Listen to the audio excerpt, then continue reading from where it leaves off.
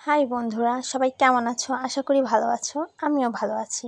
তো আজকে তোমাদের জন্য নিয়ে আসলাম এই গরমে একটা দারুণ সানস্ক্রিন হ্যাক।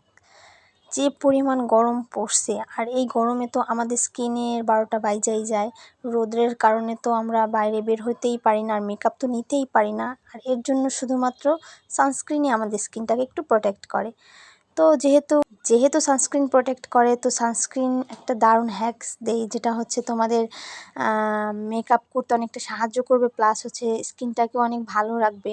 আমরা তো অনেকে এই গরমে বাইরে বের হই, বাট এই গরমের কারণে তো মেকআপ করে সেরকম বাইরে বেরোনো হয় না, বা স্কিনের ক্ষতি হয় ভেবেও আমরা অনেকে মেকআপ করতে পারি না। বাট এটাও তো হয় না, তাই না? অনেক সময় অনেক জায়গায় যেতে হয় যেখানে হালকা পাতলা একটু মেকআপ অবশ্যই দরকার।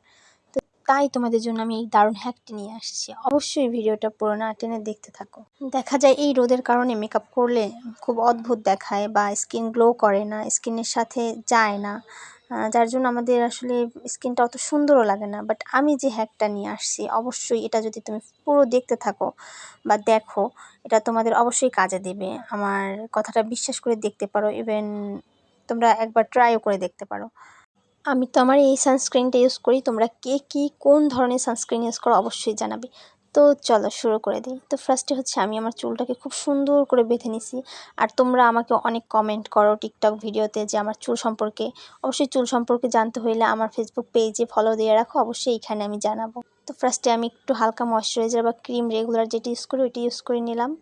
এবার হচ্ছে আসল কাজটা, খুব ভালোভাবে ময়শ্চারাইজারটা দিয়ে এবার হচ্ছে একটু সামান্য পরিমাণ সানস্ক্রিন নিব।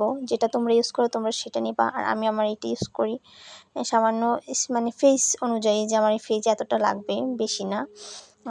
এরপরে হচ্ছে তোমরা যে ফাউন্ডেশনটা ইউজ করো, বা তোমরা যে তোমাদের যে শেডের ফাউন্ডেশন ওইটা ইউজ করবা। তো আমি মনে করি ফাউন্ডেশন ইউজ করলেই ভালো হবে। তো ফাউন্ডেশন ভালো করে মিক্স করে সুন্দর করে আর কি ফেসে অ্যাপ্লাই করে নিবা।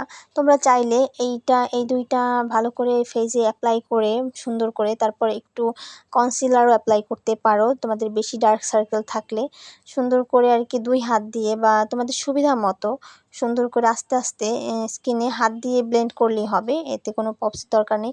তোমরা চাইলে হালকা করে একটু কনসিলার অ্যাপ্লাই করতে পারো। আমার আসলে তোমাদের সুবিধার্থে জাস্ট এইটাই দেখাচ্ছি, আমি আর কনসিলার অ্যাপ্লাই করছি না। এর উপরে দেখো স্কিনটা কত গ্লো করছে। চাইলে তোমরা একটু কম্প্যাক্ট পাউডার বা একটা ফেস পাউডার দিয়ে এটা সেট করে নিতে পারো, এতে একদম স্কিনের কোনো ক্ষতি হবে না। তো চলো আমি তোমাদেরকে একবার দেখাই যে আমি হালকা কম্প্যাক্ট পাউডার ব্যবহার করছি। তো হালকা কম্প্যাক্ট পাউডার দিয়ে জাস্ট দেখাই তোমাদের, দেখো স্কিনটা কত ম্যাট ম্যাট লাগছে, আর কত গ্লো করছে। আমি তো কনসিলার কিছুই অ্যাপ্লাই করিনি, তার উপরেই এত সুন্দর। তোমরা যদি কনসিলার প্রপার মেকআপ করো তো কত সুন্দর লাগবে। তো কেমন লাগলো আমার এই হ্যাক্সটা অবশ্যই কমেন্ট বক্সে জানাবে, এবং আমার পাশে থাকবে, আমাকে ফলো করবেন। সবাই ভালো থাকবেন, ধন্যবাদ, টাটা।